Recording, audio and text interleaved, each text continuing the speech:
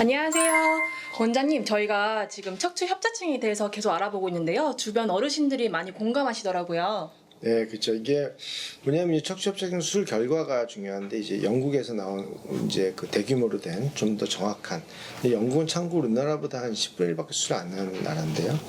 여기서 보게 되면 나이 든 분들에 대한 척추병 수술이 대부분 실패를 하고 있는 걸 보이고 있어요. 그 다음에 이제 특히 문제가 되는 게 뭐냐면 다리 힘이 빠지는 거예요. 그래서 더 못 걷게 되는 거죠. 그래서 척추협착증 수술이라고 하는 것 자체가 과연 어느 잣대에 들이대야 되는 건지 여기에 대해서 많은 생각을 하게 하는 됩니다. 그래서 일반적으로 척추협착증의 수술은 정말 꼭 필요할 때만 해야 됩니다. 그래서 지금은 너무 좀 많이 하는 거 맞고, 그 다음에 생각하는 것처럼 결과가 우선은 좋을 수 있지만 시간이 지나면 결코 좋지가 않습니다. 특히 중요한 거는 다리 힘이 빠진다는 거예요. 그래서 그거는 좀 잘 생각을 해보고 해보셔야 됩니다. 그래서 많이들 여쭤보시는 게 또 퇴행성인데도 불구하고 운동하면 좋아질 수 있는지였는데요. 그렇죠. 퇴행성 있는데 이제 아주 중요한 거 한 3가지 정도만 해도 돼요. 하나는 보폭을 크게 하는 거. 보폭을 한 발짝 혹은 10cm만 크게 해도 허리의 병은 많이 개선이 되고 척추협착증으로 인한 증세도 호전이 충분히 될 수 있습니다. 이게 하나고, 그 다음에 이제 그런다고 하더라도 신경 기능이 좋아야 되잖아요. 신경 기능이 좋은 건 뭐냐면 반복돼서 빨리 움직이는 거, 그런 거 이제 그 안광식 운동 같은 거요. 그런 것들을 해서 하루에 그런 것들을 3회씩. 처음에는 이게 뛸 때 안 뛰다가 뛰어서 이렇게 힘들죠. 뛰라 그래도 몸이 굉장히 느리지만 계속 반복하면 한 달쯤 지나면 몸이 빨라져요. 그럼 그때 걸음 자세나 보폭이나 이런 게 훨씬 안정된다는 걸 알 수 있고, 넘어지는 거나 이런 게 훨씬 예방이 돼요. 신경이 좋아져야 되는 게 중요해요. 신경 기능. 그 다음에 이제 몇몇 근육이 중요한데 특히 배 앞에 있는 장요근이라는 근육하고 장요근. 엉덩이를 받치는 중둔근, 이 앞뒤의 근육들이 살아야 돼요. 그래서 우리 물리치료사 선생님들이나 운동치료사 그분이 또 이거에 대해서 잘 설명을 해드릴 겁니다.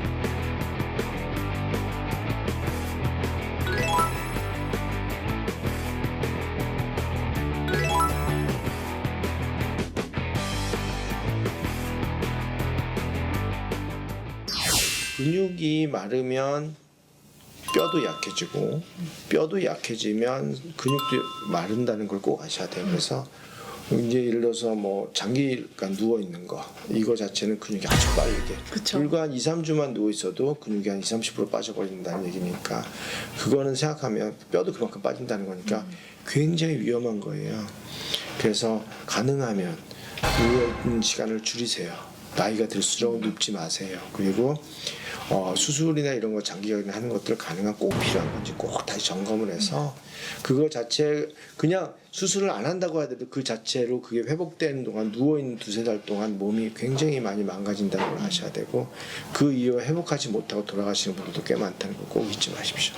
그러고 보니까 제가 TV를 보다가 근력 운동, 웨이트만으로도 척추 협착증 증상을 엄청 개선시킨 분이 있으시더라고요. 운동이 반사죠, 반 이상. 네, 엄청 많이. 운동이라고 하는 자체는 신경회로에 반사를 주는 거예요. 그러니까 문제는 뭐냐면은 척추협착증이라고 하는 것 자체가 저번에도 말씀드렸듯이 피가 두 군데로 가요. 하나는 바깥에서 바깥에서 온 혈관으로 오고, 하나는 뇌척수액 통해서 네. 2개로 오는데, 이 2개의 흐름이 뭔가 안 좋은 거예요. 그다음 척추관의 압력이 높아지니까 또 피가 잘 안 받아요. 근데 그러한 것들이 얼마나 안 받가, 이 뇌척수액이 얼마나 안 가나, 이런 것들은 실질적으로 뇌가 그거를 조절하고 있어요. 뇌가 그것을 잘 조절해서 그게 스무스하게 잘 움직이도록 신경 회로가 정상화돼 있다면 실질적으로 협착증 증세는 개선돼요. 협착이 된 부위를 네가 피를 적게 보내고 있어 잘못됐어라고 하는 신경에 그 알려주는 신호가 바로 운동이 될 수가 있는 거죠. 그래서 운동을 통해서 그런 것들이 충분한 반사가 일어나서 충분한 효과를 낼 수 있는 거예요. 우리가 치료를 할 때 두 가지 방법이 있을 거예요. 하나는 살리는 치료, 하나는 죽이는 치료. 그 운동과 같은 건 자극을 통해서 새로운 것들을 잘못됐다는 신호를 보내고 근육도 살리고 그러한 것들이 피도 잘 통하게 도와주는 살리는 쪽 치료. 그 다음에 뭐가 들어간 다음에 오랫동안 고정이 되거나 그러면 움직이지 않을 테니까 죽이는 치료죠. 퇴화가 계속 되겠죠. 그쵸. 예를 들어서 뭐 척추가 고정됐다.